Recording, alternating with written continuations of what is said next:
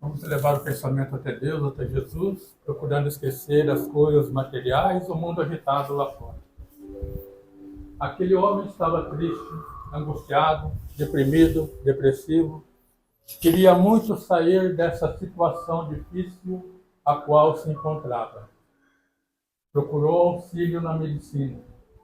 Médicos prescreveram a receita. Ele tomou a medicação à risca, mas nada adiantou. Ele continuava depressivo, agitado, nervoso. Ele parou, pensou e decidiu procurar por Jesus. Ele procurou por Jesus no céu, encontrou apenas estrelas. Ele procurou por Jesus entre as flores, encontrou apenas o perfume. Ele procurou por Jesus nos altares da vida, encontrou apenas pegadas. Ele procurou por Jesus em todos os lugares e não encontrou. Novamente ele parou, respirou fundo, refletiu e decidiu procurar por Jesus em sua volta. Ah, qual não foi a surpresa! Ele encontrou Jesus morando no seu próprio coração. Amigos e irmãos ideais cristãos, Jesus é o nosso suporte, é a nossa força maior. Vamos desde já preparar a morada de nossos corações. Momentos difíceis durante nossa vida temos que passar, é importante, faz parte da nossa evolução humana. Para não nos encontrarmos na situação desse nosso irmão, vamos desde já pôr em prática, rever nossas atitudes, nossos conceitos, praticar mais o amor, a caridade, fazer o bem sem olhar bem. Só assim Jesus estará morando em nossos corações. E quando chegar nossos momentos difíceis, já temos a base, que é Jesus. Oi, Jesus, orar é querer teu amor, que é meu mundo de paz, minha eterna, nossa eterna oração. Pai nosso que estais no céu, santificado seja o vosso nome, venha a nós o vosso reino, seja feita a vossa vontade, assim na terra como no céu. O pão nosso de cada dia nos dai hoje, perdoai as nossas ofensas, assim como nós perdoamos a quem nos tem ofendido. E não nos deixeis cair de tentação, mas livrai-nos de todo mal, que assim seja. Com muito carinho na noite de hoje, nosso irmão, nosso amigo, Marcos Vinícius, que vai proferir a palestra da noite de hoje. Pode desligar, por favor? Obrigado. Então não me meto. Muito boa noite a todos.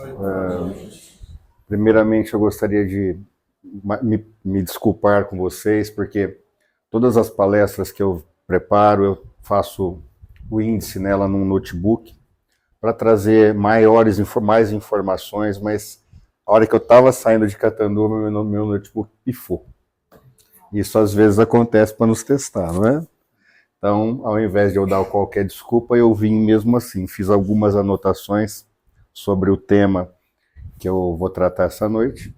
Nós vamos ver o que vai dar para falar sobre isso, ok? Então, eu já peço desculpas se não for um tema muito abrangente, como costuma ser, mas fato é que nós estamos aqui, morrendo de medo de não dar certo, mas nós estamos aqui. Eu ouvi, não sei se foi você, não foi que disse sobre Neves Paulista. Nós tivemos o Newton e o Diego lá, dia 9 agora, passado, foram mais de 40 cartas. Tinha mais de 700 pessoas, passaram quase 1000 pessoas na maçonaria, onde nós conseguimos um espaço amplo para levá-los, e eu trabalhei próximo a eles ali, foram 10 horas de trabalho. Foi muito gratificante. Quem puder, não percam. Vão, porque vocês vão sair de lá renovados, ainda que não consigam uma carta familiar.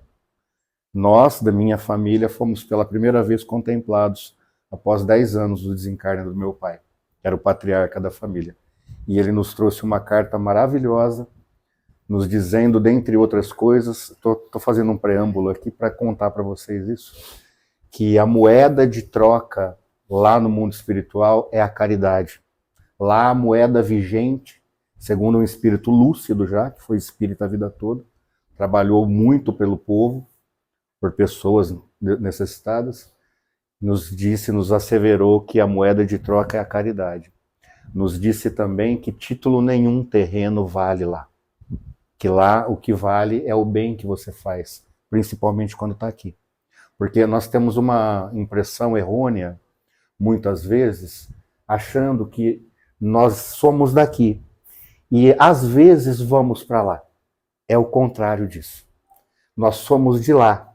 E de vez em quando nós mergulhamos na carne.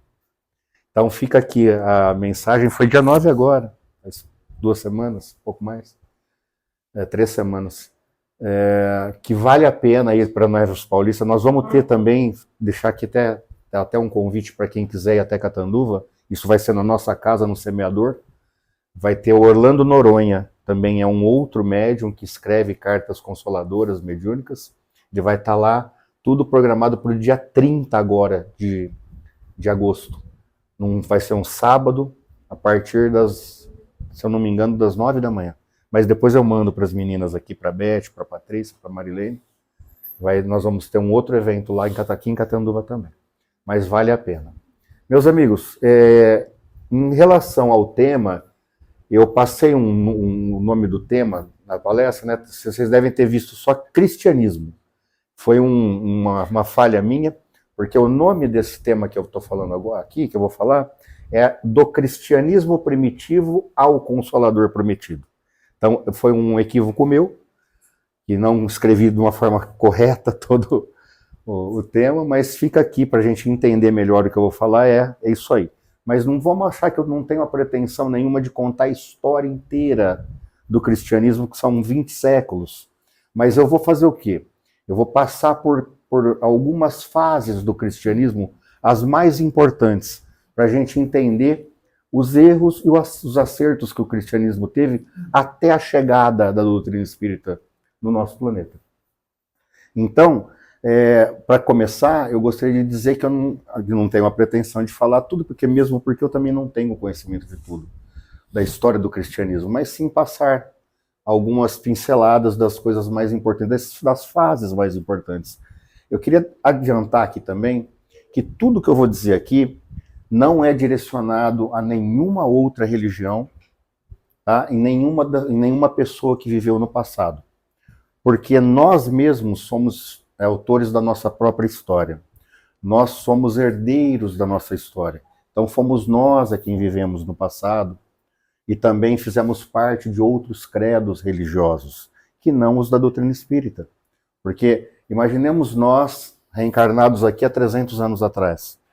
Nós não éramos espíritas. Provavelmente nós estamos na primeira, quiçá algum de nós aqui na segunda vez que tem contato com a doutrina espírita. Não é? Então, tudo que eu vou dizer aqui não é uma crítica a nenhuma religião, mesmo porque um espírita não critica outras religiões. Ele as compreende e sabe que qualquer uma delas, quando bem aplicadas, quando feitas com seriedade, com amor ao próximo, levam a Deus também. Não é? Então, eu queria agradecer mais uma vez ao convite das amigas Patrícia, da Beth, da Marilene, de todos os trabalhadores dessa casa que me recebem com tanto carinho todos os anos, né? Eu venho uma vez por ano aqui. E todos os outros amigos de lá também, que aqui vêm, todos falam a mesma coisa, que a energia aqui da casa de vocês é muito boa, é muito gostoso estar aqui com vocês, é muito prazeroso, muito satisfatório. Então eu gostaria de falar o seguinte, lá nos tempos recuados do Cristo, quando o Cristo esteve aqui com nós, o cristianismo tinha contornos muito diferentes dos que nós enxergamos hoje. Porque o Cristo apresentava para nós uma doutrina doce, acolhedora, inclusiva, não é?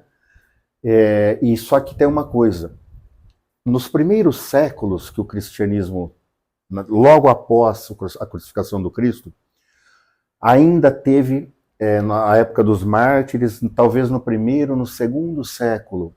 Mas posteriormente a isso, depois do século III, no comecinho do século IV, o que aconteceu? Nós tivemos a entrada, nós temos que entender que o cristianismo, ele veio para o mundo no berço do judaísmo. Ele nasceu no berço do judaísmo. O que é o judaísmo? É uma doutrina que tem um Deus único, mas que tem muitos rituais, muitas liturgias, muitos dogmas para que a gente possa chegar a Deus. E o Cristo veio, o que ele fez? Ele nos retirou essa pecha de nós termos que ter rituais, liturgias ou dogmas para nos comunicarmos com o nosso Criador, dizendo que nós poderíamos fazer essa comunicação de uma forma direta, sem nenhum intermediário. Então, Cristo veio, nos ensinou isso e também nos deu o real significado do que é a palavra amor. Não é? Então, meus amigos, o que aconteceu? Nós temos a primeira fase, que é do cristianismo primitivo, que era o amor puro de Jesus. Ele não tinha nenhum tipo de preconceito. Nenhum. Se ele estivesse aqui hoje, ele acolheria a todos os partidos que não se gostam, políticos, a todas as etnias, as crenças, as raças, aos gêneros, que hoje nós temos muitos gêneros. Então, Cristo era assim, era o acolhedor por natureza. E aí o que acontece? No século IV, no começo do século IV, aí por volta de 313 depois do Cristo, nós temos um imperador, muitos aqui devem saber, o imperador Constantino. Ele se converteu ao cristianismo. Vamos lembrar que o Império Romano, naquela época, dominava o planeta, que era o Velho Mundo. Nós não tínhamos descoberto a América, as Américas ainda, nós tínhamos o Velho Mundo. O Velho Mundo era dominado pelo Império Romano, como nenhum outro dominou. Então, quando o imperador Constantino ele se converteu em 313 por conta da mãe dele. Só que só em 380 depois de Cristo, um outro imperador chamado Teodósio, esse imperador, ele faz o seguinte, ele coloca o cristianismo como religião oficial do Império Romano. Aí o que acontece? Eles pegavam, porque o Império Romano, as religiões eram pagãs. O que acontece? Eles pegam e fazem uma mescla a partir daí de algumas coisas que tinham no cristianismo com muitas dessas dogmas, dessas liturgias, né, desses sacerdócios que tinha tanto o judaísmo quanto as religiões pagãs que eram do Império Romano. Então foi se tornando uma mescla. Pois bem, o que aconteceu? Aí, no século IV acontece isso. Até o século V foi se acelerando esse processo de aumento dos dogmas e das liturgias dentro do cristianismo, revestido de cristianismo, mas era uma doutrina do Império Romano.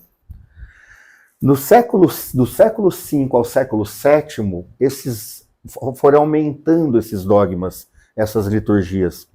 E o que aconteceu? Foram surgindo outras religiões, até que no século VII, nós saímos do século I do Cristo, estamos no século VII. Até que no século VII surge o islamismo, que é a mensagem muçulmana trazida por Maomé. Quando o islamismo se depara com a mensagem cristã, elas se batem e voltam, porque a mensagem muçulmana, no princípio, também ela era de paz, de amor, de fraternidade, e até hoje é, quando bem entendida. Mas já não batia mais com o cristianismo, porque o cristianismo estava deturpado por nós, homens. Porque eu penso assim, nós, como seres humanos, espíritos e espíritas que somos, onde nós achamos que a gente estava 18 séculos atrás, 15 séculos atrás? Será que nós não estávamos reencarnando durante esse período todo? Ou será que a gente estava num plano espiritual, fazendo um tour, falando, não, eu só vou reencarnar quando alguém mandar o Consolador prometido, aí eu vou saber o que eu vou fazer. Eu não vou errar tanto, eu vou ter uma orientação. Não, meus amigos, nós já estivemos aqui em várias ocasiões, inclusive nessas que eu estou citando. Então, quando chega no século VII, acontece esse confronto entre o cristianismo apresentado naquela época com a mensagem muçulmana que estava chegando com Maomé. E ao longo dos próximos séculos, século 8, 9, 10, se acirrou muito, mas muito mesmo, esse embate entre essas duas grandes religiões. E o que aconteceu a partir daí? Em 1095, nós começou a ter a primeira das 9 cruzadas. Quem aqui nunca ouviu dizer das guerras das cruzadas? Eram guerras santas, entre aspas. E de santas nós sabemos que guerra não tem nada. Mas foi de 1095 até 1291. Foram quase 200 anos, 9 cruzadas.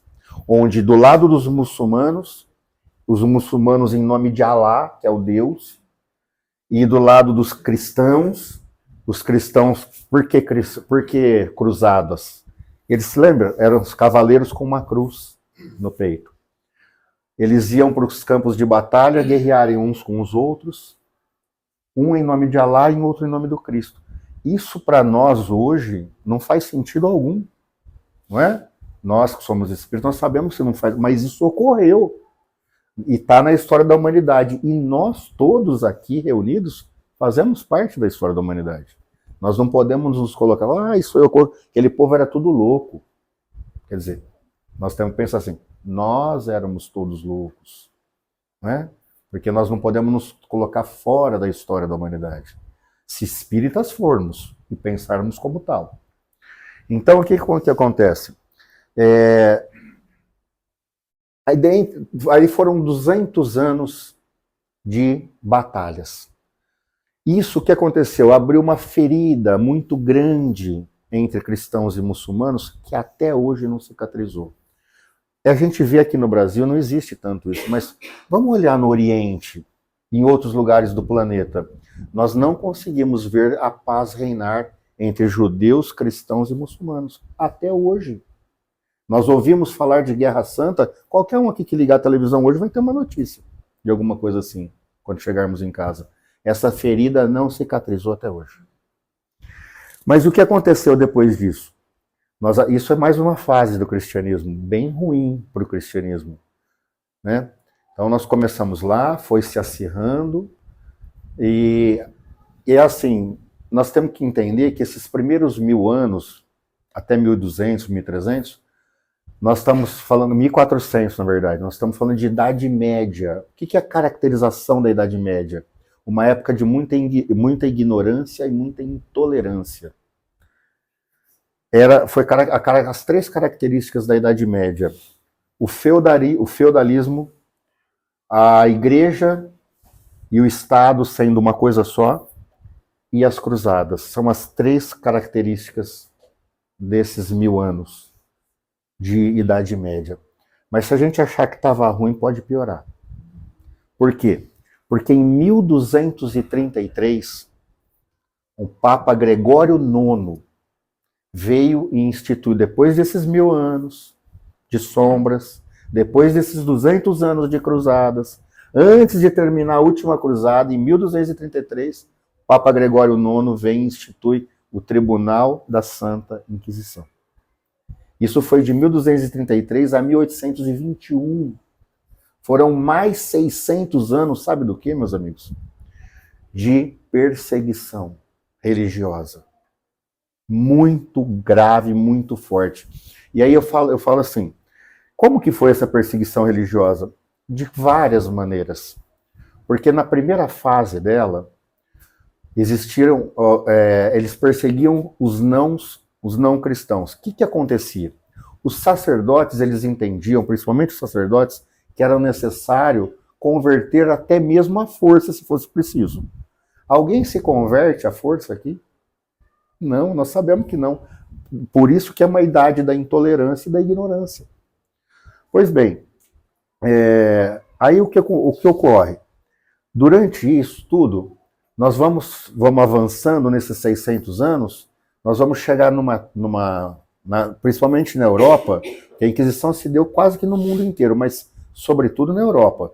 Foi tanta perseguição, que chegou uma hora que eles perseguiam os próprios cristãos. A perseguição foi para todos.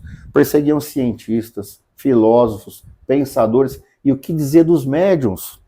Porque, Luiz, hoje, quando se eu falar assim para alguém, nossa, o seu Luiz lá do Centro Fé e Amor de Pirangi é um baita médium. Você precisa ver cada carta que ele escreve nas reuniões mediúnicas. É até um motivo de glamour, entre aspas, não é? Mas há 300 anos atrás, 250 para trás, sabe o que acontecia na Inquisição? Nós pegávamos as pessoas, colocávamos nos calabouços, torturávamos, ateávamos fogo nos corpos delas pendurados em postes, na praça pública. Sabem para quê? Para o espetáculo público. Assim como nos circos de Roma, da Roma Antiga. Nós continuamos fazendo essas coisas por muito tempo ainda. Não é por outra razão que muitos de nós hoje voltam para o plano físico, para o corpo de carne, sequelados. Agora, analisem comigo. Se a gente for pensar que isso veio até 1821, nós temos um governador planetário, que é o Cristo. Nós temos, nessa embarcação, tem um capitão. Ela não está sozinha. O que o Cristo fez? Quando ele viu ele sabia do que ia acontecer. Quando chegou perto do ano de 1800, ele enviou mais um dos seus emissários. Esse um especial. Porque nós chegou um ponto, lá para a quinta fase do cristianismo, existiu uma fase chamada que significou o seguinte: teve uma ruptura total da sociedade com tudo que vinha da religião, das religiões, porque era muita intolerância e muita perseguição por muitos séculos, e isso causou um trauma muito grande na sociedade.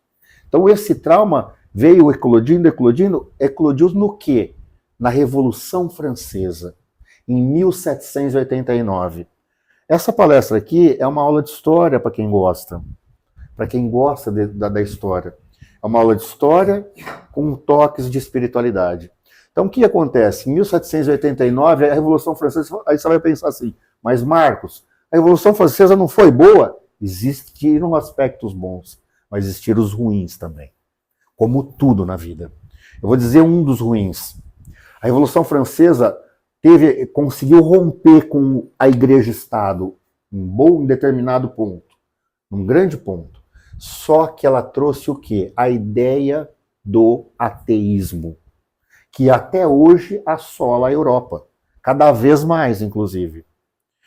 Eu sou da área jurídica, eu sou advogado criminalista. O que acontece?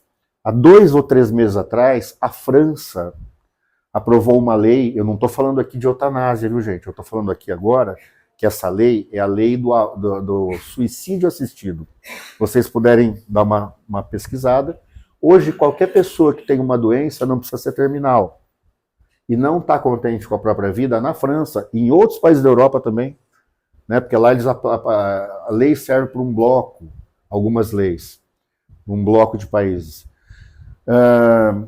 Ele pode se internar no hospital e falar assim, hoje é dia 28/7, tá, dia 30/7 é o último dia da minha vida. Se eu tiver um transtorno mental, eu posso fazer isso. Lá na França. Essa foi o lado negativo do ateísmo. Fora isso, vamos pensar comigo, o que o ateísmo traz? A reboque.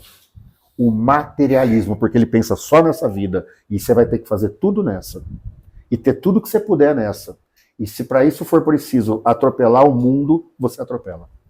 Para atingir materialmente os seus objetivos.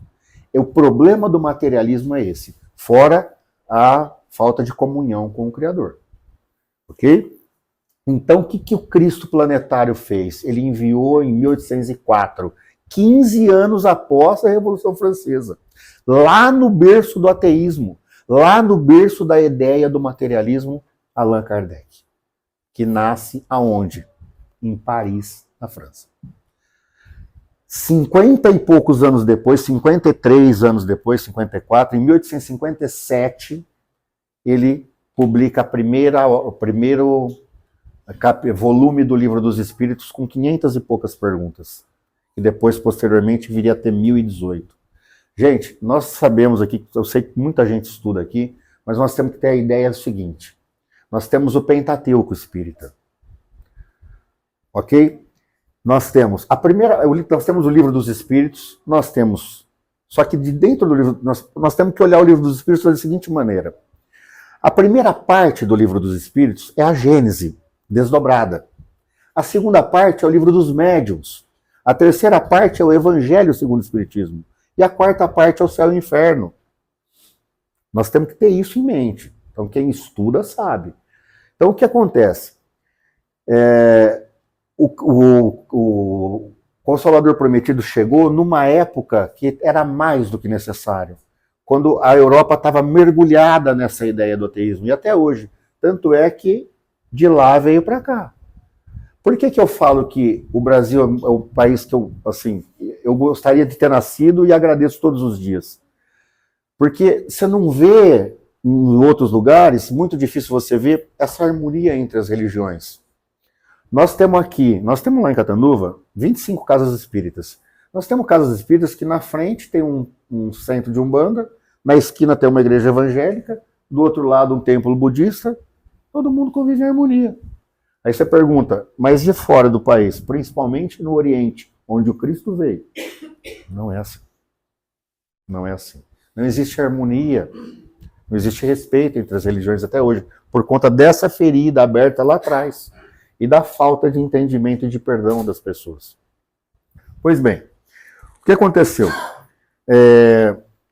O Cristo, com a chegada do Consolador Prometido, ele veio. Muita gente acha que Kardec trouxe a ideia, inventou o Espiritismo. É uma ideia errônea. Kardec foi o codificador da doutrina espírita. Por quê? Porque ele fez uma coisa que ninguém tinha feito até então. Ele é um pesquisador. Ele pesquisou por 30 anos antes do Espiritismo o magnetismo. Então ele era um pesquisador, era um homem da ciência, era um discípulo de Pestalozzi, da escola suíça, da Suíça, se eu não me engano, Pestalozzi. Ele foi um discípulo de Pestalozzi. Então ele era um professor, um sábio, e ele, de jeito que ele fez para ter a validade que tem as mensagens espíritas que estão na codificação, ele conseguiu a universalização das informações, porque ele não reencarnou sozinho, Kardec. O Cristo mandou muitos homens de gênio em países da Europa e depois das Américas, em que ele se contactava com essas pessoas. Nós não tínhamos celular, viu, gente? Nem telefone. Mas por carta. Ele contactava essas pessoas, elas mandavam informação do que tal espírito disse para eles, na reunião, e ele comparava com as que ele recebia lá também. E só ia para a obra quando tinha uma universalização da ideia. É por isso que o Espiritismo tem tanta credibilidade. Não é? Então, o que acontece? Kardec veio e falou sobre isso aí. Falou tudo. Só que nós temos o seguinte. Se a gente pegar o Evangelho segundo o Espiritismo, ele é um tratado sobre a moral. Ele versa entre as questões 614 até 919 do Livro dos Espíritos, que é a terceira parte. Lá está as 10 leis morais. E a última delas é a lei de justiça, amor e caridade. Porque não tem como separar essas três coisas. Não tem como ter justiça sem ter amor, sem ter caridade. Não tem como você ter caridade sem ter justiça, sem ter amor. São uma coisa que as três estão juntas. Por isso que é a lei de justiça, amor e caridade.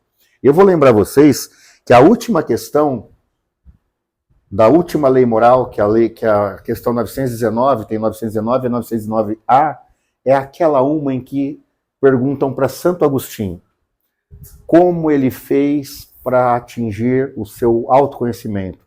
E a resposta tem uma folha e meia, mais ou menos, mas eu vou sintetizar aqui o que ele disse. Ele disse mais ou menos assim: fazei o que eu fazia quando eu estava na Terra. Todos os dias, antes de deitar minha cabeça no travesseiro, eu passava em revista o meu dia e eu analisava se eu havia feito todo o bem que eu poderia ter feito. Se eu não tinha feito mal a ninguém. Se ninguém tinha nada a reclamar de mim. E ao longo do tempo, ele foi se autoconhecendo. Isso em vida. Está lá, questão 919, de 919A. Eu pergunto para vocês, nós fazemos o que Santo Agostinho fazia toda noite? Nós fazemos uma vez por mês? Acho que não, né? Uma vez por ano? A gente passa em revista mesmo, nos olhamos no espelho e falamos: alguém tem alguma coisa a reclamar de mim? Será que eu fiz todo o bem que eu podia hoje? Foi assim que ele conseguiu o autoconhecimento dele. Mas voltando para a chegada do Espiritismo, para a vinda do Consolador Prometido, nós podemos pensar assim: mas reencarnação, comunicabilidade com os espíritos, lei de causa e efeito,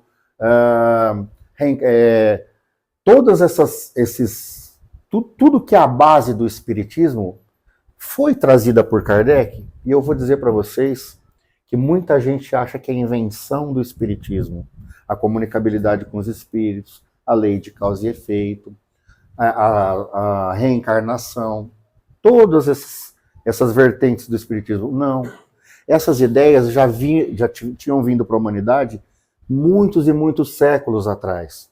Eu vou dizer aqui, eu poderia falar, quem leu o livro A Caminho da Luz de Emmanuel, se não me engano, salvo o capítulo 2 ou 3, vai estar lá os enviados do Cristo antes dele. Cristo, ao longo do tempo, ao longo do período da humanidade, enviou muitos espíritos antes dele, começando as primeiras mensagens que nós temos, data de cerca de 8.000 anos atrás, na Índia, com os Vedas. Os Vedas, para quem não sabe, é um conjunto de seres muito adiantados para a época deles, que trouxeram um evangelho, como se fossem os livros sagrados dos hindus, muito antes dos 4 livros que nós conhecemos: Marcos, Mateus, Lucas e João. Muitos anos, milhares de anos antes. Como chama essa Bíblia, vamos dizer assim, hindu? Chama-se Mahabharata. Pesquisem depois. Mahabharata. Dentre tantas ideias que traz o Mahabharata, existe uma ideia central lá de que existe um espírito que é encarregado de cuidar, de ser o cuidador do planeta Terra. Onde nós vemos essa ideia? Na doutrina espírita, com o Cristo como governador planetário.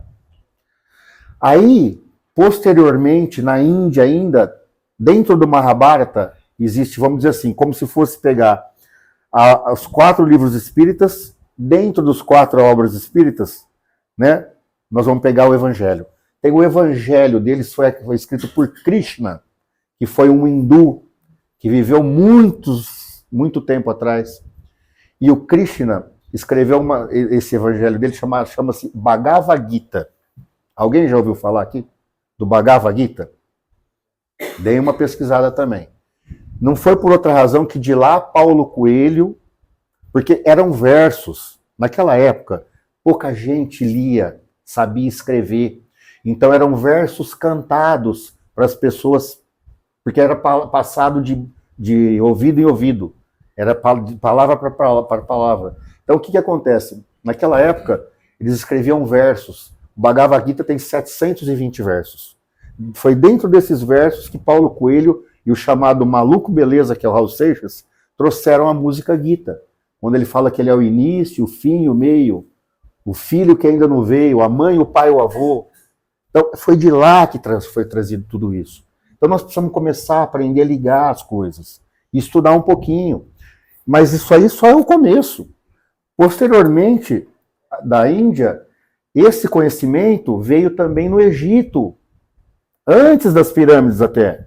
com Hermes Trismegisto, com uma obra chamada Corpus Herméticos, com essas mesmas ideias de reencarnação, de lei de causa e efeito, comunicabilidade com os espíritos, e por aí vai. Depois disso, foi para a Grécia, Platão, Sócrates, Pitágoras. Depois disso, veio para o Oriente. Dentro do judaísmo existe um livro chamado Cabala, ou Cabalion, que também traz essa ideia de reencarnação. Então, depois disso aí você pode pensar assim, porque nós espíritas, nós ficamos até um pouquinho chateados quando a gente pensa assim, poxa vida, mas só 1/3 da humanidade tem o conhecimento do Cristo. Nós não pensamos isso já? Todos nós aqui? Só que nós estamos enganados. Por quê? Porque o Cristo mandou enviados com as ideias dele para o mundo inteiro. Então você vai falar assim, a China é milenária, tem mais de 5.000 anos. Lá no livro do Caminho da Luz eu vou lembrar de 3 aqui que ele enviou na China. Lao Tse, Forri e, por último, Confúcio. Com essas mesmas ideias. Então, todo o planeta conhece as ideias do Cristo.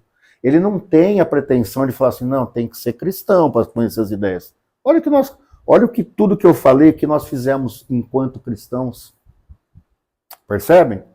Então, a gente tem que pensar assim, o que será que nós estamos fazendo quando nós vamos nas casas espíritas? Porque a gente vê no Brasil, a gente vai numa igreja, passa em frente a uma igreja católica, está lotada. Principalmente aos finais de semana. Em frente das casas espíritas, lotadas. Em frente dos outros templos, lotados. Graças a Deus que no Brasil é assim. Eu sempre brinco, falo assim, abriu mais uma igreja aqui no bairro. Eu falo assim, ainda melhor do que se fosse um bar. Graças a Deus que é uma igreja.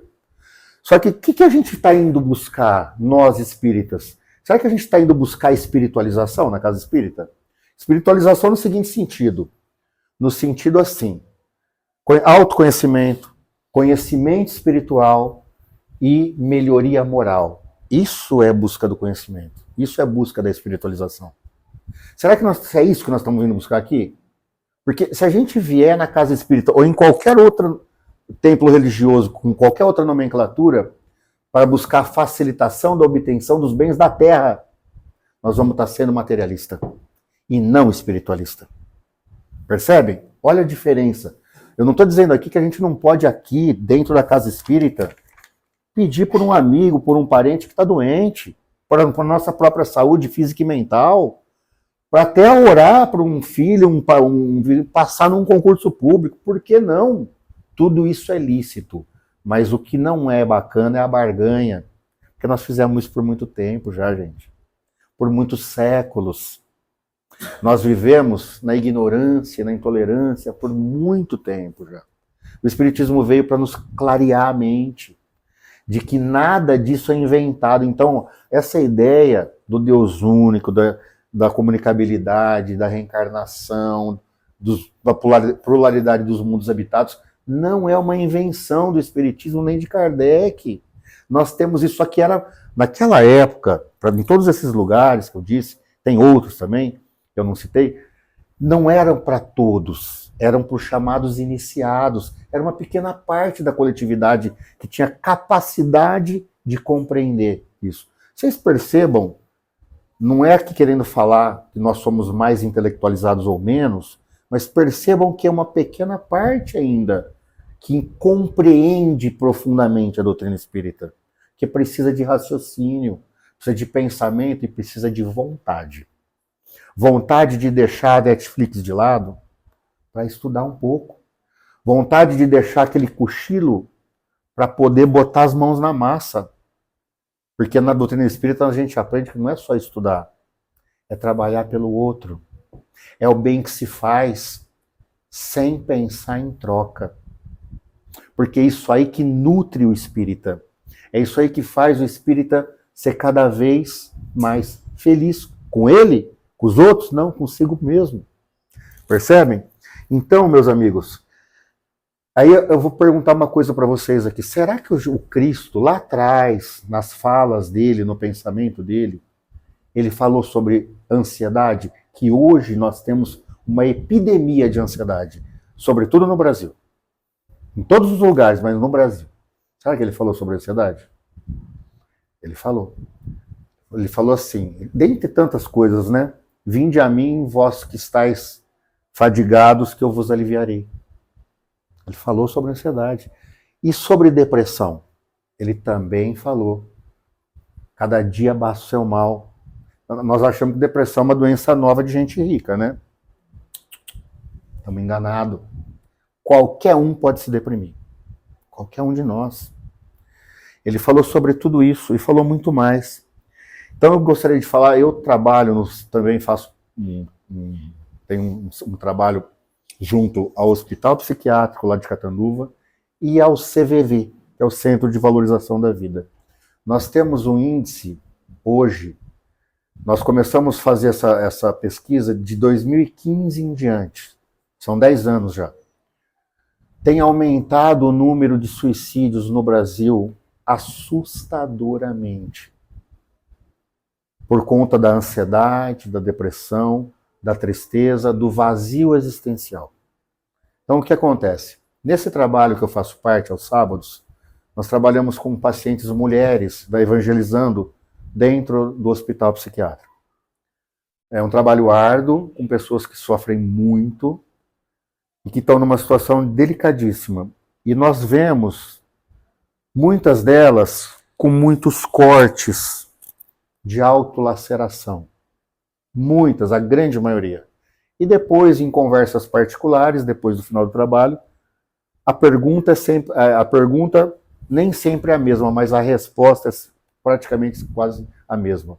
Por que fazem isso? Porque quando a gente bate o dedinho no canto da mesa, não dói pra caramba? Quando você dá um cortinho, você está cozinhando, dá um cortinho na mão que não para de sangrar, não te incomoda? Imagina você mesmo se autolacerar. Vocês sabem qual que é a resposta? Meu amigo, a dor é tão grande por dentro, quando eu corto, alivia. Vocês têm noção disso? Então, o que acontece? Eu estou dizendo isso aqui porque é muito, muito complicado nos dias de hoje nós fazermos qualquer tipo de julgamento. Nós não sabemos quem nós fomos, nós temos que ter a noção de quem nós somos hoje, para ter uma ideia de quem nós fomos e entender quem nós queremos ser. Esse talvez seja o maior papel nosso aqui dessa vez. Então, como eu disse, nenhuma crítica, nenhuma religião, nem nas pessoas que viveram no passado, porque fomos nós que ao longo do tempo nós pegamos a ideia original do cristianismo primitivo, que era a ideia do amor, da inclusão, da paciência. Porque, vamos lembrar do Cristo? Onde que ele fazia as coisas? Onde ele falava? Em qualquer lugar. Nos montes, nas esquinas, nos jantares com os chamados homens de má vida, mulheres de má vida. Na casa de Pedro, não era assim? Foi assim. Então nós temos que ter isso aí em mente. Mas nós temos... Nossa, já passei da hora, né? Mas nós temos uma outra coisa. Nós temos no capítulo 6... Ó, antes de falar isso que é duro não trazer o notebook, tem que lembrar de tudo. No capítulo 6 do Evangelho segundo o Espiritismo, nós temos um item, o item 5, chama o Advento do Espírito da Verdade. Tudo que eu falei e falaria aqui em 1, 2, 3 horas, o Cristo resumiu numa frase, porque ele é um espírito crístico, né? Ele diz assim nessa frase, dentro do Advento do Espírito da Verdade, ele diz assim, que todo o ensinamento está dentro do cristianismo. Tudo de bom está ali dentro. Que os erros que lá se enraizaram são de origem humana. Não era isso que eu estou dizendo até agora, desde o começo aqui? Que fomos nós quem transgredimos, que distorcemos as ideias originais do Cristo. E ele diz isso resumido em uma frase, dentro desse item, o Advento do Espírito da Verdade. Dentre outras coisas, ele fala lá, venho como outrora, dentre os filhos desgarrados de Israel, trazer a verdade, dissipar as trevas, e por aí ele vai. E no final ele fala isso. Então a gente tem que ter em mente que o Cristo é o governador planetário, ele está no leme, esse mundo aqui não está abandonado. A gente vê, por mais que a gente possa ver coisas tremendas acontecendo que é de cair o queixo, eu sei. É de deixar a gente boa. Mas se a gente for, olha só a discrepância do que eu vou falar agora. Se você pegar uma pessoa que é materialista, não precisa ser uma pessoa ruim, eu conheço muitos materialistas que são muito bons. Mas se você pegar um materialista e perguntar assim para o materialista, como que o mundo foi, como ele está hoje, como você acha que ele vai estar daqui a um tempo? Ele falar, foi ruim, mas hoje está pior e vai ficar pior ainda. Você não está vendo o que está acontecendo? Você não tem rede social? Você não tem TV? É isso que o materialista vai falar. Agora, se você perguntar isso para um espiritualista conhecedor da história, ele vai falar, gente, 200 anos atrás acontecia isso, 500 acontecia aquilo. Hoje você pode fazer tudo que você... Melhorou. E a tendência é ficar melhor, porque nós estamos indo para um plano de regeneração. Não é assim? Então, olha só a diferença de perspectiva, só de você não ser materialista. A esperança que isso nos traz. A certeza de que nós estamos no caminho certo. Às vezes, por meios tortuosos. Tropeçando aqui. Quem disse que que todo mundo ia acertar tudo? Nós somos seres humanos, falíveis. Mas é importante a gente entender que nós precisamos estudar a história da humanidade do que ficar só hoje seguindo youtuber. É maravilhoso, está sendo gravada a palestra. Se não fosse isso, pessoas em casa não estariam nos assistindo. Tem gente que pode se espiritualizar dentro de casa hoje. Eu mesmo assisto lives, seminários, sempre. Só que tem gente que prefere ainda se espelhar, tem gente que prefere ainda ser seguidor de influenciadores digitais, de políticos encarnados, né? E assim por diante. Agora, a pergunta que nós temos que nos fazer é a seguinte: quem que está te influenciando hoje? Quem que nós estamos seguindo? Quem que é o nosso norte? Será que é o Cristo, que nessa questão 625 do Livro dos Espíritos fala? Que a questão 625 fala, vede Jesus. Eles perguntam lá, qual é o modelo mais perfeito que Deus apresentou para a humanidade? Eles falam, vede Jesus. Será que nós estamos seguindo ele? Ou será que nós estamos seguindo essa leva de pessoas encarnadas aqui? Muitos deles estridentes, muitos deles trazendo, ao invés de trazer a convergência, trazem a dissensão entre as pessoas. Muitos deles. Quem nós estamos seguindo? Nós precisamos entender isso aí. Então, meus amigos, para finalizar, o Espiritismo é esse caminho que nos dá a luz do entendimento. O aprendizado com os pés no chão.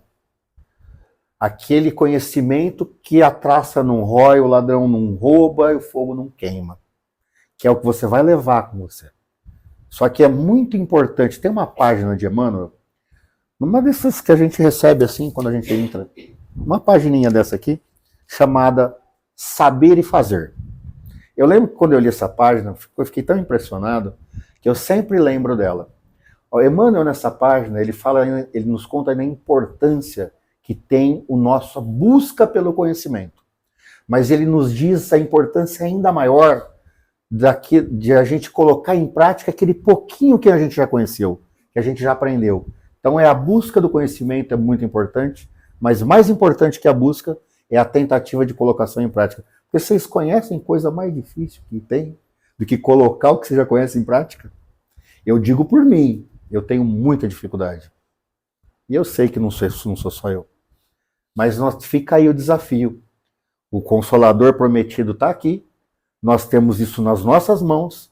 Nós não temos essa garantia para a próxima encarnação. Nós estamos espíritas, não é por outra razão. Nós estamos espíritas. Nós não temos garantia de onde nós vamos reencarnar, de que país, em que povo e em qual religião nós vamos cair. Então vamos aproveitar agora esse conhecimento, internalizar o máximo possível, porque numa outra, se a gente nascer muçulmano, budista ou qualquer... no meio deles teve Siddhartha Gautama também, o Buda, no Nepal, viu, gente? E teve muitos outros, lá daqueles que eu falei, dos emissários do Cristo. Então, o que acontece? Nós precisamos aproveitar agora essa oportunidade que nós estamos tendo. Se enfiar de cabeça na leitura espírita, entender o que Kardec quis dizer, porque tem muita coisa, mas não só nas obras básicas. Começar pelas básicas. Tem uma base, porque se você entender as obras básicas, qualquer outra obra, se não for segura, você não cai. Você não cai no embuste, você não cai. Você sabe que não está de acordo com o que as obras básicas têm, porque tem muita obra hoje.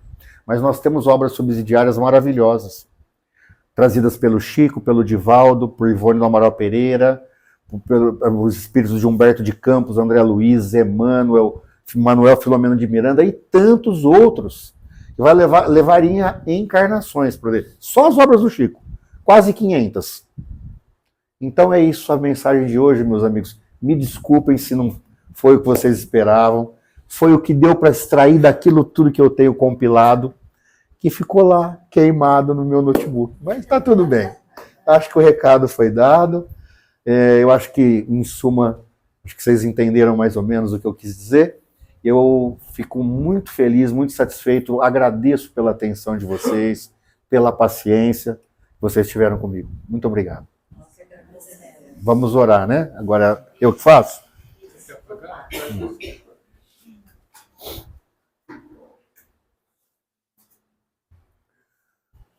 Vamos então fechar os nossos olhos. Vamos respirar profundamente por 3 vezes.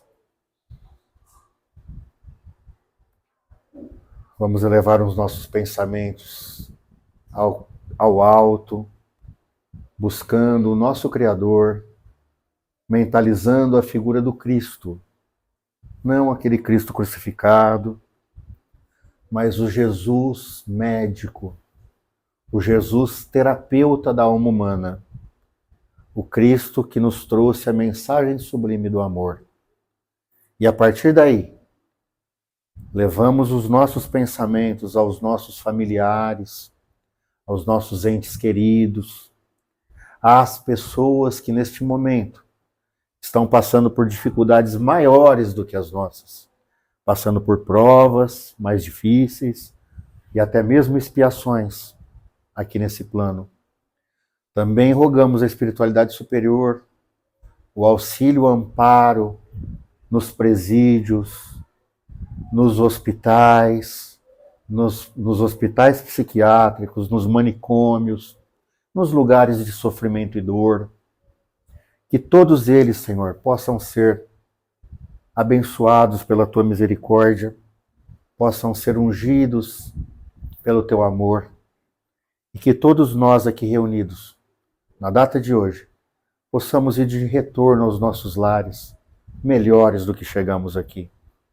E pedimos, Senhor, a rogativa que abençoe esta casa, abençoe as águas fluidifiquem-nas, abençoe a cada um de nós, que nós possamos sair daqui com um pouco mais de consciência, um pouco mais de amabilidade nos nossos corações.